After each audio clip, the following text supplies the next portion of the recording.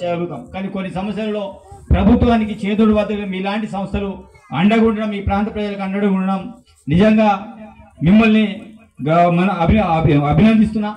ఎందుకంటే ఈ ప్రాంతాల్లో నిజంగా ఇట్లాంటి అమాయకుల ప్రాంతాల్లో వీళ్ళకి సంబంధించిన సమస్యలు వాస్తవంగా వాటర్కి వ్యాధి తెలియదు. ఇప్పటివరకు చెప్పింది నేను అదే.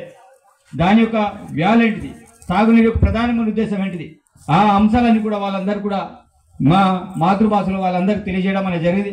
తప్పకుండా మీకు అండగా ఎల్లవేళలో ఉంటాం. తప్పకుండా మీరు ఏది ఉన్నా మా నోటీస్కి తీసుకురండి. మీరు చెప్పండి, ఇక్కడ ఉన్న ఎమ్మెల్యే మాకు సంపూర్ణమైన మద్దతు ఇస్తాడని మీ యొక్క సంస్థ అధినేతలు మీ వాళ్ళకి చెప్పండి. ఈ ప్రాంతంలో చాలా గ్రామాలు, ఇలాంటి గ్రామాలు ఉన్నాయి.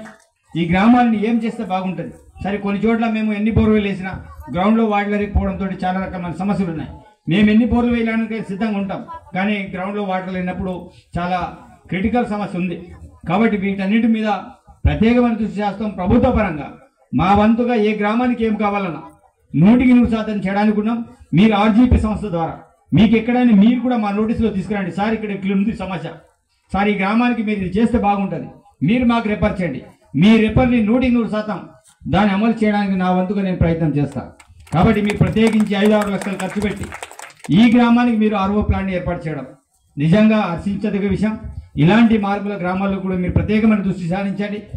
మైదాన ప్రాంతాల కంటే షెడ్యూల్ ప్రాంతాలలో ఇక్కడ ఉంటే అందరూ కూడా ఇబ్బందులు పాల్గొనే పరిస్థితి ఉంది. వాస్తవానికి వీళ్ళందరికీ మినరల్ వాటర్ గురించి అవగాహన తెలియదు, కానీ దాని యొక్క అవగాహన కూడా వీళ్ళందరూ కూడా చెప్పాల్సిన బాధ్యత చాలా గ్రామాల్లో ఉంది. ఎందుకంటే మా వాళ్ళంటే మేము ఎక్కడ వాగు నీళ్ళు తాగడం మాకేమవుతుందని మన వాళ్ళు అంటారు.